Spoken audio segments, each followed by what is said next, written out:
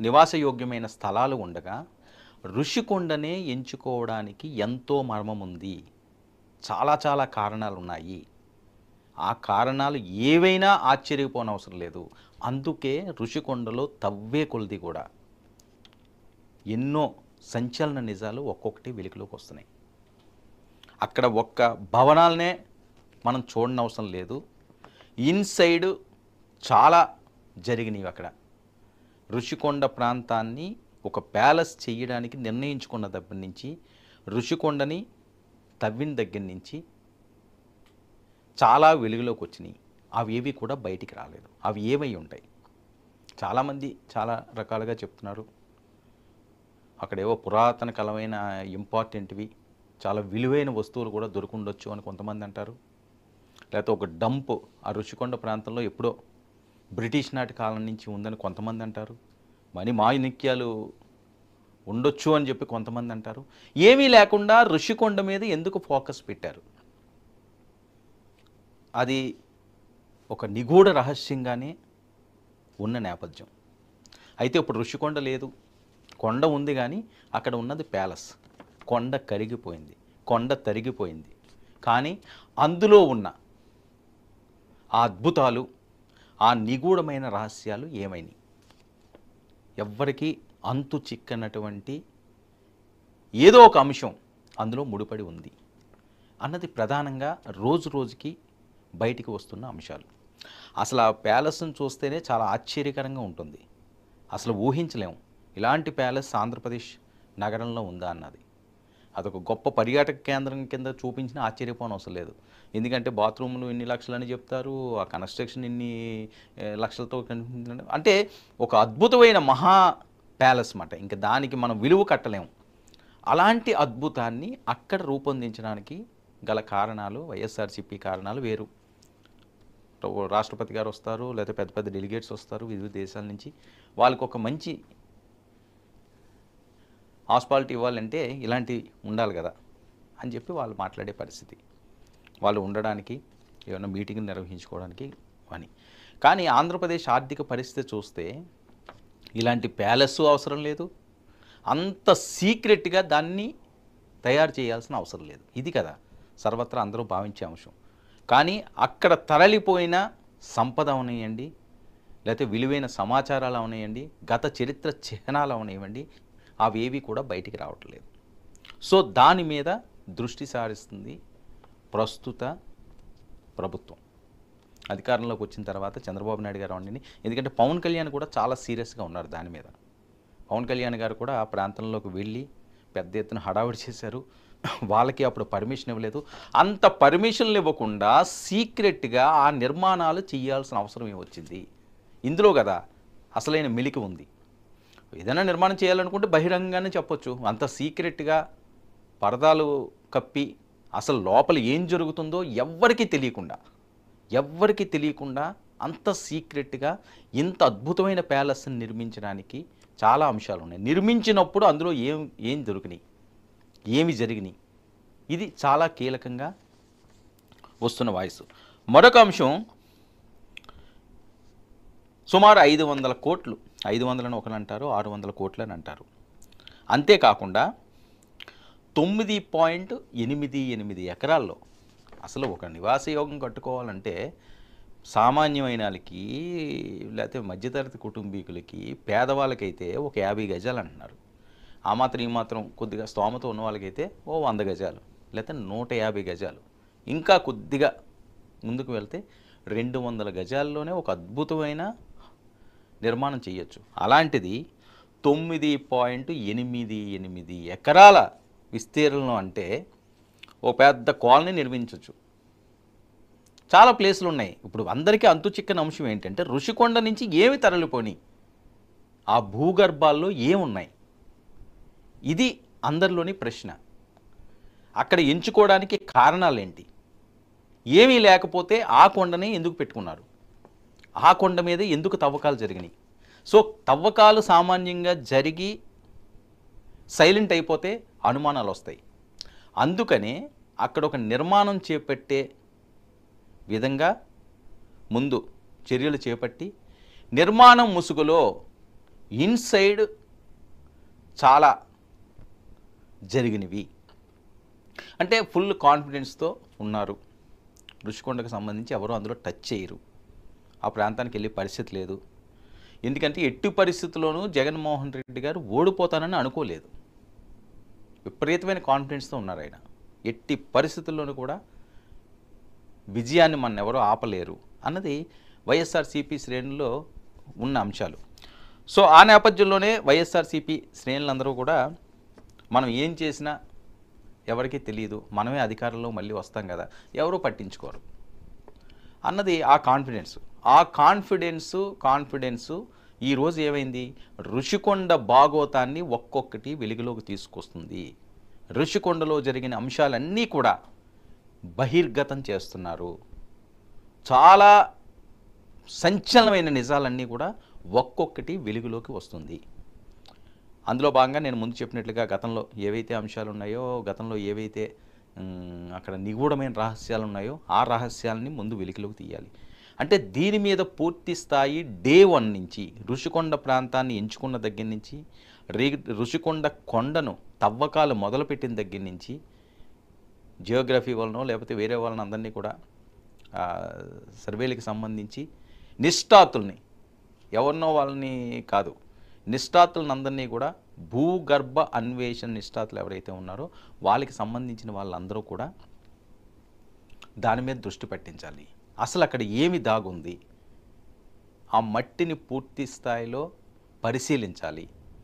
నిజంగా అందరూ భావించినట్లుగా అక్కడ ఏమైనా రహస్యాలు ఉన్నాయా? ఎందుకంటే ఈనాటి కొండ కాదు, అనుమానాలు రావడానికి కారణాలు ఏంటంటే ఈరోజు కొండ కాదు అది. విశాఖపట్నం పేరెత్తితే ల్యాండ్మార్క్ ఋషికొండ, అంత ప్రత్యేకత ఉంది ఆ కొండకి. అసలు ఋషికొండ అని ఎందుకు అన్నారు, అసలు ఋషి అన్న మాట ఎందుకు వచ్చింది, ఇది కదా చరిత్రలోకి వెళ్ళాల్సిన అవసరం ఉంది. ఎందుకంటే విశాఖలో భూగర్భాలలో ఎన్నో నిగూఢ రహస్యాలు దాగి ఉన్నాయి. పూర్వకాలం నుంచి కూడా ఎన్నో శతాబ్దాల నుంచి కూడా చాలా రహస్యాలు విశాఖలో ఉన్నాయి. ఎందుకంటే విశాఖ సాగర తీరానికి ఆనుకున్న పట్టణం, ప్రపంచంలో ఒక ప్రత్యేక స్థానం మ్యాప్లో చూపించే పట్టణం విశాఖలో. దీనికి ఉన్న ఫెసిలిటీస్ చాలా వాటికి లేవు. ఎందుకంటే పచ్చని ప్రకృతి, ఒక పక్క సముద్ర తీరం, మధ్యలో ఉన్న నగరం. సో ప్రతి వాళ్ళు కూడా ఆనాటి కాలం నుంచి కూడా, శతాబ్దాల కాలం నుంచి ఈనాటి వరకు కూడా ఎప్పుడూ వైజాగ్ ఒక ప్రత్యేకత ఉంది. సో వైజాగ్ సముద్ర తీరంలో కూడా చాలా నిగూఢ రహస్యాలు ఉన్నాయని చెప్పి ఎప్పటికప్పుడు సర్వేలు నిర్వహిస్తుంటారు. చాలా ప్రత్యేకమైన స్థానం అది. ఏదైనా అక్కడ ఉండొచ్చు, తెలియని రహస్యాలు ఎన్నో అక్కడ దాగి ఉండొచ్చు. సో ఇప్పటి వరకు ఎవరు దాని మీద పెద్దగా దృష్టి పెట్టించలేదు. ఋషికొండ అంటే అదో తీర ప్రాంతం, అక్కడ టూరిజం గెస్ట్ హౌస్లు ఏవో ఉండేవి, దాన్ని కూడా అపఖ్యాతి తీసుకొచ్చారు. అక్కడ కూడా చాలా అసాంఘిక చర్యలు జరిగినాయి. ఏపీ టూరిజం గతంలో ఉండేది, అక్కడ కూడా దాన్ని కూడా చెత్త చేశారు ఆ టూరిజం పేరుతోటి. చాలా జరిగేవి అక్కడ. సో అవన్నీ ఒక ఎత్తు అయితే, అసలు ఆ కొండే లేకుండా చేయడానికి, కొండ మీద ఆవాసం ఏర్పరచుకోవడానికి ఉన్న ఆ ఇన్సైడ్ ఉన్న కథ ఏంటి, ఇది అందరిలోని కూడా మరొకసారి ఆలోచింప చేసే విధంగా జరిగిన ఘటన. అందరికీ కనిపించేలాగా ఇదిగో ఋషికొండని ఈ నివాసం కోసం, లేకపోతే పోను ఓకే సీఎం నివాసం కోసమే మేము ఉంచుతున్నామని చెప్తే ఎవరికి ఎటువంటి అనుమానాలు రాకపోను. కానీ అవేమీ చెయ్యలేదు. అందుకని ఈరోజు అనుమానాలు వస్తున్నాయి. నిజంగా మరొకసారి వైఎస్ఆర్సీపీ ప్రభుత్వం అయితే అసలు ఋషికొండ మర్చిపోదురు. ఆ చిత్రపటంలో నుంచే తీసిద్దురు ఆ పేరు అన్నది. అది ప్యాలెస్ అయిపోను, జగన్ ప్యాలెస్ అయిపోను దాని పేరు. ఋషికొండ కాస్త పోయి, లేకపోతే వేరే ఏదో అది ఆ బంగళానో ఈ బంగళానో ఏదో పెడుతురేమో. కానీ ఇప్పుడు ఆ పరిస్థితి లేదు. మొత్తం తారుమారైంది. జగన్మోహన్ రెడ్డి గారికి తలకిందులైంది. ఊహించని కలలో కూడా అనుకోని అపజయం ఆయన్ని వెంటాడింది. ఈరోజు అవన్నీ కూడా శాపాలుగా ఆయన చుట్టుముట్టే పరిస్థితి నెలకొంది. దీనికి సంబంధించి చాలా అంశాల్లో ఆయన ఇరుక్కున్నారు.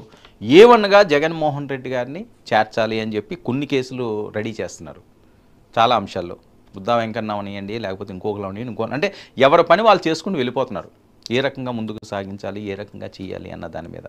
సో వాటిలన్నింటినీ కూడా ఒక ఒత్తు అయితే A1 జగన్మోహన్ రెడ్డి గారు అన్నది బాగా ఎక్కువగా వినిపిస్తున్నది. మిగతా కేసుల అంశం ఎలా ఉన్నా సరే వాయన్నీ కూడా కోర్టు పరిధిలో ఉన్నాయి కాబట్టి, అవి హీరింగ్స్ అవుతున్నాయి కాబట్టి, అది డైలీ హీరింగ్స్ కూడా వస్తున్నాయి కాబట్టి అది ఆ కథ వేరు. కానీ ఇందులో కూడా కొన్ని వాటిల్లో ఆయన్ని దోషిగా తేల్చి A1గా పెట్టి ఎలాంటి సెక్షన్లన్నా ఆయన మీద పెట్టడానికి వెనకాడకుండా ఉండే విధంగా సర్వం సిద్ధమవుతుంది. ఇలాంటి వాటిల్లో జగన్మోహన్ రెడ్డి గారిని దోషిని చేయడానికి సర్వం రెడీ అవుతున్నారు. దానికి సంబంధించి మరి లాగాలి. ఆయన గతంలో ఏమేమి చేశారో, ఎలాంటి అంశాలు గత ప్రభుత్వంలో ఉన్నాయన్న దాని మీద ప్రధానంగా దృష్టి సారించాలి. అందులో భాగంగానే చాలా అంశాలు ఒక్కొక్కటి వెలుగులోకి వస్తున్నది. మరొక ఇంపార్టెంట్ అంశం ఏంటంటే ఇక్కడ ఋషికొండది సరే, అందులో ఏమున్నాయి ఏంటి అన్నది ఒకటైతే ఈ బట్టబయలైన జగన్ రాజకోట రహస్యం ఇలాంటివి చాలా తక్కువగా వింటుంటాం. ఏదో సినిమాల్లో వింటుంటాము, కొన్ని ప్రాంతాల్లో జరిగిన ఆ చరిత్రలన్నీ తవ్వుతుంటే ఆ రహస్యాలు వస్తుంటాయి.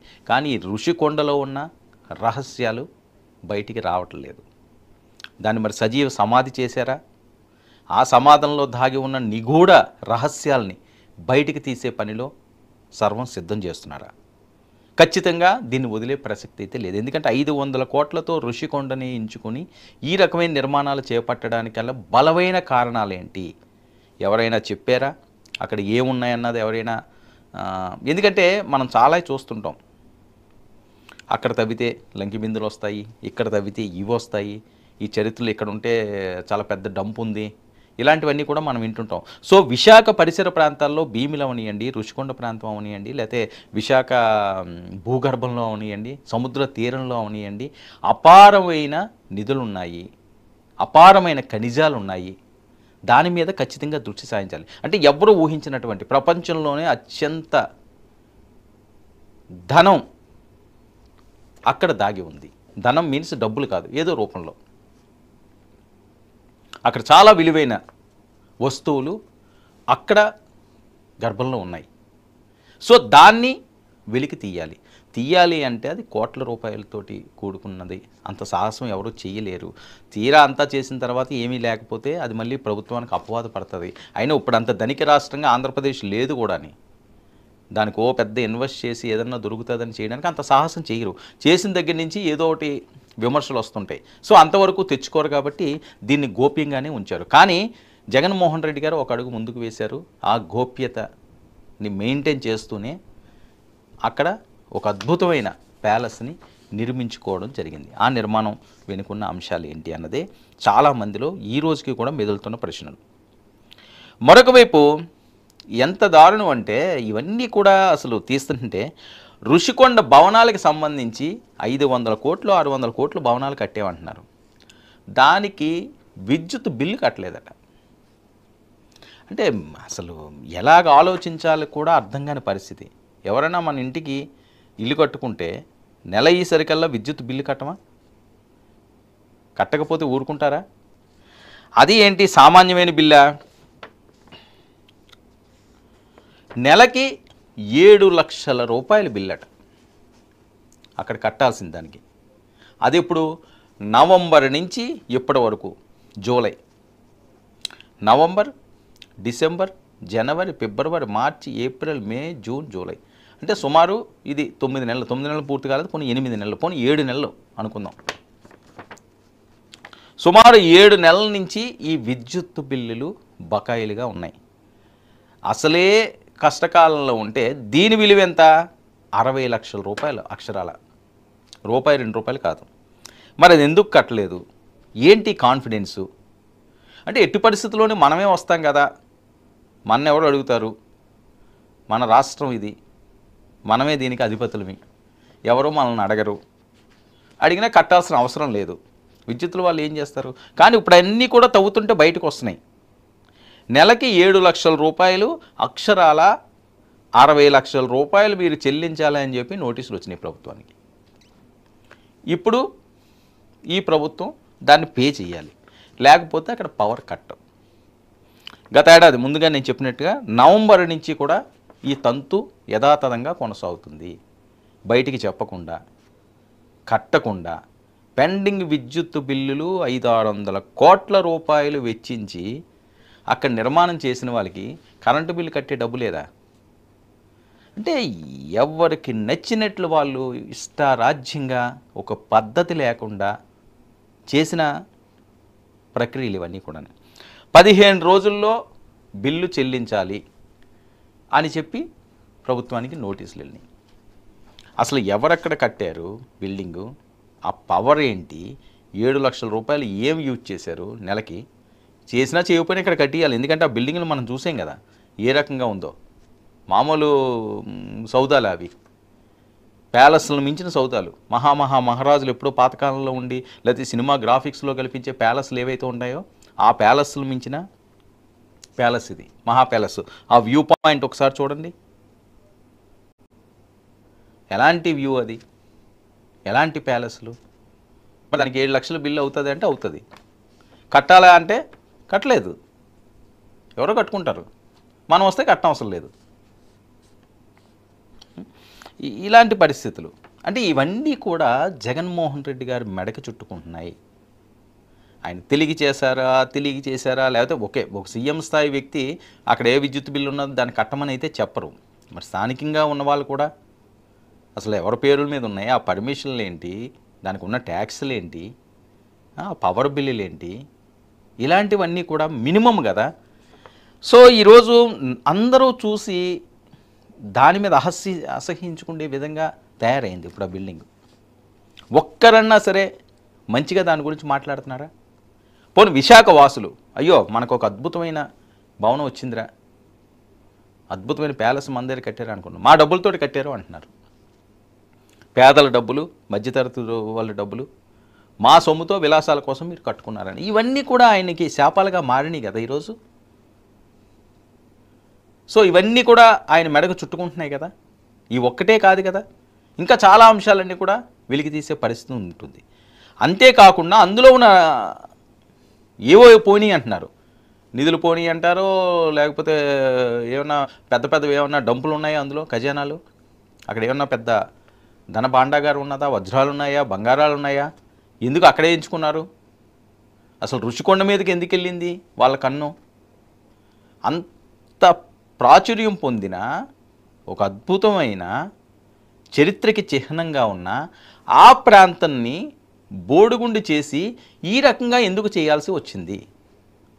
ఇది ప్రధానంగా నలుగుతున్న అంశం. సో దీనికి సమాధానం అయితే కొద్దిగా మీరందరూ పక్కకు వచ్చేయాలి, అందరూ కూర్చోవాలి. ఆహ్వానితులు కాని వారు వేదిక నర్సరీ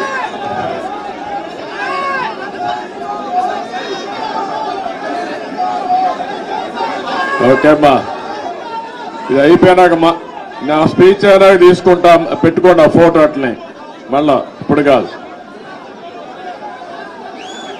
అందరూ కూర్చోవాలి దయచేసి.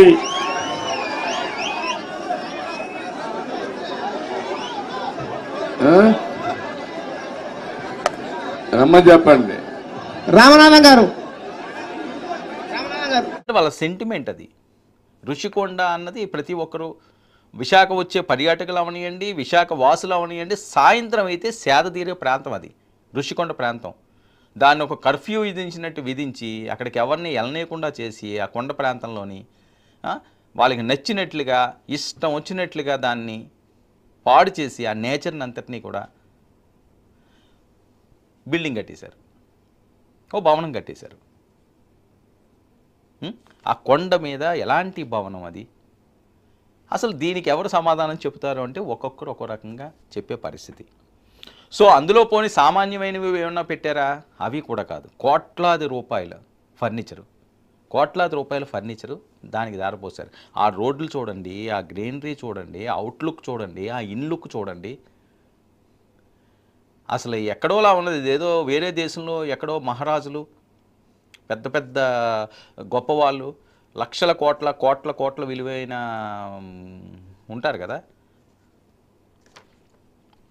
అంతంత ఆదాయాలు వచ్చిన వాళ్ళు, అంత గొప్ప సంపన్నులు, దేశంలోనే చాలా గొప్ప సంపన్నులు ఎవరైతే ఉంటారో అలాంటి సౌదాన్ని విశాఖపట్నంలో లోటు బడ్జెట్లో ఉన్న రాష్ట్రంలో, అప్పుల ఊబిలో రోజుకి కూరుకుపోతున్న రాష్ట్రంలో నింపిన అంశాలు. సో ఇదంతా ఒక వంతు అయితే, విద్యుత్ బిల్లులు అన్నది ఒక పరువు తక్కువ పని. ఈరోజు నోటీసులు వచ్చినాయి, అందరూ కూడా దీన్ని చేదరించుకునే పరిస్థితి. కనీసం కరెంటు బిల్లు కూడా కట్టకుండా 60 లక్షలు పెండింగ్ పెట్టుకున్నారా అని. చిన్న విషయం ఇది. అది కట్టిన దాంట్లో చూసుకుంటే అది అసలు నథింగ్, ఇది ఏమీ కాదు ఈ కరెంటు బిల్లుది. సో ఇది కూడా పెద్ద ఎత్తున రచ్చ కింద మారే పరిస్థితి. మరొక వైపు ఋషికొండ కట్టడానికి కారణాలు ఎన్నో ఉన్నాయని. ఒకటి, జగన్మోహన్ రెడ్డి గారి నివాసమా?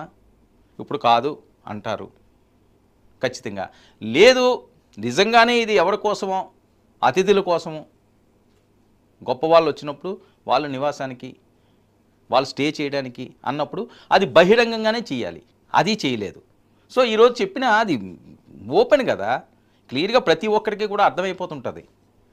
నిజంగా దేనికోసమో, ప్రభుత్వం కోసమో, ప్రభుత్వ అతిథి గృహంలో దాన్ని చేయాలనుకోండి, ఇలా ఉంటే ఓపెన్గానే దాన్ని అందరిని అలౌ చేసి, పవన్ కళ్యాణ్ వెళ్తే ఆయన్ని అడ్డుకున్నారు, ఆ పరిసర ప్రాంతానికి వెళ్ళనివ్వలేదు, ఏ అధికారిని అక్కడికి రానివ్వలేదు, ఎవరో కొంతమందికి మాత్రమే అక్కడ ఎంట్రీ. అసలు ఇలాంటి బిల్డింగ్ ఉంటుందని ఊహించలేదు కూడా ఎవరో కూడా. ఏదో జరుగుతున్నదిలే కన్స్ట్రక్షను అనుకున్నారు. సీఎంఓ క్యాంప్ ఆఫీస్ అట అని చెప్పి అప్పుడు వచ్చిన టాకు. దాన్ని కూడా ఎవరో ఖండించలేదు కూడా. ఈ సీఎంఓ క్యాంప్ కార్యాలయం కాదు అని ఎవరు ఖండించలేదు. ప్రభుత్వం కోసమే కట్టించారు. అది మీరు చెప్తున్నారు, ఓకే, ప్రభుత్వం కోసమే కట్టించారు. అంత అవసరం లేదు కదా. ఆ చరిత్రని చెదపట్టించే విధంగా, అసలు ఋషికొండ అన్న పేరునే పూర్తిగా రూపుమాపే విధంగా చేయాల్సిన అవసరం లేదని. అంతేకాకుండా ఆ కొండను ఎంచుకోవడానికి ప్రధాన కారణాలు ఏంటి? ఎందుకు ఆ కొండను ఎంచుకోవాల్సి వచ్చింది? ఎందుకు ఆ కొండ మీద దృష్టి సారించాల్సిన అవసరం? అక్కడ అసలు ఏమి జరిగింది? అక్కడ ఎన్నో అద్భుతాలు ఉన్నాయి, ఎన్నో నిగూఢ రహస్యాలు ఉన్నాయన్నది అందరూ అనుకుంటున్నది. మరి అది నిజమా? ఎవరు తేల్చాలి? ఖచ్చితంగా దీని మీద ఒక కమిటీ వేయాలి. విశాఖ వాసులు కోరుకుంటుంది అది. కొత్త ప్రభుత్వం దీని మీద ఒక ప్రత్యేక కమిటీని ఏర్పాటు చేయాలి. అందులో గతంలో జరిగిన రహస్యాలు ఏంటి, అసలు ఆ కన్స్ట్రక్షన్ ఎలా జరిగింది, ఏ ఏ ప్రాంతాల మీద దృష్టి సారించారు, అసలు ఆ మట్టికి సంబంధించి దాని చరిత్ర ఏంటి, ఇవన్నీ కూడా వెలుగు తీయాలి. అది పెద్ద కష్టమేం కాదు. దానికి వెలికి తీయాలంటే ఒక బిల్డింగు అయిపోయింది, వీళ్ళు కాకపోతే ఇంకొకరు ఉంటారు, ఇంకొకరు కాకపోతే ఇంకొకరు ఉంటారని కాదు. ఋషికొండలో దాగున్న నిగూఢ రహస్యాలని బయట పెట్టాలి అన్నది ప్రజల డిమాండు, ఆ ప్రాంతవాసుల డిమాండు. అది చేయాల్సిన అవసరం కూడా ఈ ప్రభుత్వానికి ఉంది. మరి ఆ రకంగా చేస్తుందా, లేకపోతే జరిగింది ఏదో జరిగిపోయిందని చేతులు దులుపుకుంటుందా? చేతులు దులుపుకుంటే ఆ ప్రాంతవాసులు ఊరుకుండే పరిస్థితి లేదు. ఖచ్చితంగా ఇది అలా రగులుతానే ఉంటుంది. ఈరోజు కరెంటు బిల్లు అంశం వచ్చింది, రేపు ఇంకొక అంశం వస్తుంది, ఎల్లుండి ఇంకొక అంశం వస్తుంది. ఏమీ లేకుండా అక్కడ ఎంత పెద్ద కన్స్ట్రక్షను, అలాంటి ఒక గొప్ప ప్రాంతంలో, ఒక ల్యాండ్ మార్క్ ప్రాంతంలో ఎంతో ప్రాచుర్యం పొందిన ఆ కొండ మీదే ఎందుకు చేశారు? దీన్ని ఖచ్చితంగా వెలుగులోకి తీసుకురావాల్సిన అవసరం ఉంది. ఇందులో ఉన్న రహస్యాలను బయట పెట్టాల్సిన అవసరం ఉంది. అక్కడి నుంచి బయటకు వచ్చినాయి, ఆ లోపల నుంచి ఏమొచ్చినాయి బయటికి, ఎందుకు ఆ కొండని ఆ రకంగా ఒక ప్యాలెస్లా తయారు చేయవలసి వచ్చింది? నిజంగా ఇందులో ఏమైనా స్వార్థం ఉందా, లేకపోతే ఎవరైనా ఏమైనా చెప్పారా ఈ కొండలో ఏమైనా ఉన్నాయని, నిధులు కానీ, నిక్షేపాలు కానీ, లేకపోతే విలువైనవి కానీ ఏమైనా ఉందా? దానికోసమని ఇది చేశారా ఒక ప్యాలెస్ రూపంలో? ప్రజల ముందు ఇవన్నీ కూడా బయట పెట్టాల్సిన అవసరం. ఓకే, నిజమా అబద్ధమా ఏదోటి చెప్పాలి. కానీ ఒక్క బిల్డింగ్ కోసమే దీన్ని ఎంచుకున్నారు అంటే చాలా కొండలు ఉన్నాయి. నేను చెప్పినట్టుగా ఐటీ సెజ్ ఒకటి ఉన్నది, ఐటీ పార్కులకు వీటికి బోల్డ్ కొండలు ఇచ్చారు. రామానాయుడు గారు ఒక స్టూడియో కట్టుకున్నారు ఆ కొండ మీద. అలాంటి కొండలు చాలా ఉన్నాయి కదా, దాన్ని ఏదన్నా వీళ్ళు ఎంచుకోవచ్చు. నిజంగా ఒక నివాస యోగ్యం కావాలో లేకపోతే ఒక ప్యాలెస్ కావాలనుకుంటూనే ఉంటే అదే ప్రాంతంలో విశాఖ నగరానికి ఆనుకుని ఉన్న ప్రాంతంలో, చాలా దగ్గర ప్రాంతం ఇది మహానగరానికి ఆనుకుని ఉన్న ప్రాంతం, అలాంటి ప్రాంతంలోనే ఎందుకు ఈ చర్యలకు పాల్పడ్డారు? ఖచ్చితంగా దీని మీద నిగ్గు తేల్చాలి, ఆ రకంగా అడుగులు వేయాల్సిన అవసరం ఉంది. లేకపోతే ఈ ప్రభుత్వానికి కూడా అపఖ్యాతి వచ్చే పరిస్థితి ఉంటుంది. అంటే నిజమో అబద్ధం ఏదో ఒకటి తేల్చాలి.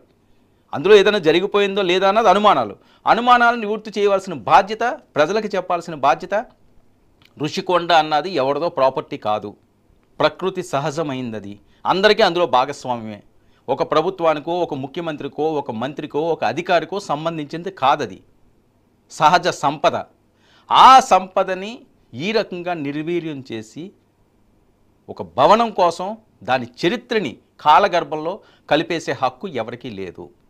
అక్కడ ఏం జరిగింది, ఎందుకు అక్కడే ఎంచుకున్నారు, అందులో ఏమి దాగున్నాయి, అవన్నీ కూడా ఖచ్చితంగా బయటికి తీసి తీరాలి. ప్రజలకు చెప్పాల్సిన అవసరం ఉంది. దాని కాస్ట్ ఎంత, ఎన్ని కోట్లు పెట్టి కట్టారు, అందులో ఎంత బాత్రూమ్ ఖర్చు అయ్యింది, లేదా ఫర్నిచర్కి ఎంత ఖర్చు అయింది, ఇది కాదు తేల్చాల్సింది. ఋషికొండని ఎందుకు ఎంచుకున్నారన్నది చాలామందికి అనుమానాలు ఉన్నాయి. ఆ అనుమానాలను నివృత్తి చేయాలి, బట్టబయలు చేయాలి, అవసరమైతే ఒక ప్రత్యేక కమిటీని ఏర్పాటు చేయాలి, అందరూ ఉండాలి.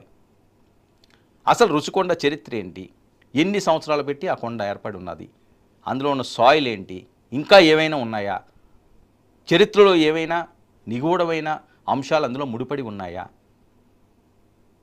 అన్న దాని మీద ప్రధానంగా దృష్టి సారించాలి. బిల్డింగు ఇవంతా కూడా అయిపోయింది. ఈ ఎపిసోడ్ ఎంత ఏందో తెలిసింది, అందులో ఏమున్నాయి తెలిసింది. ఇది కాదు కదా, దీనికి ముందు ఏం జరిగింది, ఋషికొండని ఎందుకు కనుమరుగు చేశారు, ఎందుకు భూగర్భంలో భూస్థాపితం చేశారు ఆ పేరు అన్నదాన్ని. కొన్ని రోజులకు పోతుంది అది. ఇప్పుడు ఏదో ఋషికొండలో ప్యాలెస్ అంటే ఆల్రెడీ ప్యాలెస్ అయిపోయింది, అది దాని పేరు ప్యాలెస్ అయిపోయింది. ఋషికొండ అన్నది పోతుంది. ఋషికొండని రూపుమాపే హక్కు ఎవరికీ లేదు, దాన్ని కాల రాసే హక్కు ఎవరికీ లేదు. కాల రాశారు, ఎందుకు రాశారో తెలియాలి, ఏముందో తెలియాలి, ఎందుకు దాన్ని ఎంచుకున్నారో తెలియాలి, ప్రధానంగా దాని మీద ఎందుకు దృష్టి పడిందో తెలియాలి, దేనికోసమో తెలియాలి, అందులో ఏమి దాగున్నాయో, ఏమి బయటికి రాకుండా దాన్ని కప్పి ఉంచారో అవన్నీ కూడా వెలుగులోకి తీసుకురావాలన్నది ఈరోజు ఆ ప్రాంత ప్రజలే కాదు చాలామంది పర్యాటకులు కూడా కోరుతున్నారు. ఆ కోరికని ఖచ్చితంగా రాష్ట్ర ప్రభుత్వం, అధికార ప్రభుత్వం నిగ్గు తేల్చాలి, నిగూఢ రహస్యాలను బయట పెట్టాలి. అక్కడి నుంచి ఏమి తరలిపోయినాయో, ఏం వెలుగులోకి వచ్చాయో, ఏమి రాలేదో అన్నది చెప్పి తీరాలి. ఆ విధంగా మరి అందరూ కోరుకుంటున్నారు. మరి చంద్రబాబు నాయుడు గారు అనేయండి, లేదా పవన్ కళ్యాణ్ గారు దాని మీద దృష్టి సారించి, ఆ భవనం మీద దృష్టి సారించడం అయిపోయింది, ఖర్చు ఎలాగన్నా అయిపోయింది, దాన్ని మళ్ళీ వెనక్కి రావు. కానీ ఎందుకు ఇలా చేయాల్సి వచ్చిందన్న దాని మీద ఖచ్చితంగా దృష్టి సారించాలి, దాన్ని బయట పెట్టాల్సిన అవసరం ఉంది. మరి చూద్దాం ఆ రకంగా వీళ్ళు ముందుకు సాగుతారా. ఋషికొండలో అసలు భాగోతం, ఆ దాగి ఉన్న రహస్యాల్ని ఏ రకంగా బయట పెడతారో, అసలు ఎందుకు దాని మీద వీళ్ళు ఇలాంటి అనాలిసిస్. ఋషికొండ ఆంధ్రప్రదేశ్ రాష్ట్రంలో అత్యంత విలువైన ప్యాలెస్.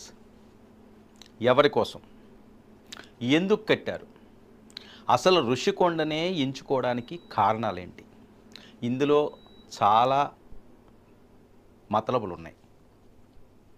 ఎందుకంటే ఋషికొండ అన్నది విశాఖపట్నానికే కాకుండా ఆంధ్రప్రదేశ్ రాష్ట్రానికే ఒక ప్రత్యేకమైన స్థానం ఉన్న పర్యాటక ప్రాంతం. అంతేకాకుండా గతంలో అక్కడ ఋషులు నివసించేవారు, అందుకనే చరిత్రలో అది ఋషికొండగా నామకరణం చేసుకుంది. చాలా అంశాలు అక్కడ, చాలా పవిత్రత ఉంది,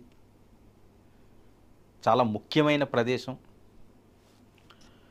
సముద్ర తీర ప్రాంతానికి ఆనుకున్న ఆ ప్రాంతంలో విశాఖ మహానగరానికి కాపాడడానికి కూడా ఆ కొండ ఎంతో ప్రత్యేక స్థానాన్ని సంపాదించుకుంది అన్నది చాలామంది మాట్లాడే పరిస్థితి. గతం కూడా అదే చెబుతుంది. ఎందుకంటే సముద్ర అలల నుంచి వచ్చే ఆటుపోట్లు అవనియండి, విపత్తులు అవనియండి, దాని నుంచి నగరాన్ని కాపాడడానికి ఆ సాగర నగరు, విశాలాక్షి నగరు ఇలాంటి ప్రాంతాలన్నింటినీ కూడా, భీమిలి విశాఖ మహానగరానికి మధ్యస్థుగా ఉన్న ప్రాంతం, అది చాలా ముఖ్యమైన ప్రాంతం. ఆ కొండ వల్ల ఎన్నో విపత్తులను తగ్గించవచ్చు. అక్కడ పవిత్రత ఉంది, ఎన్నో తెలియని అద్భుతాలు ఋషికొండ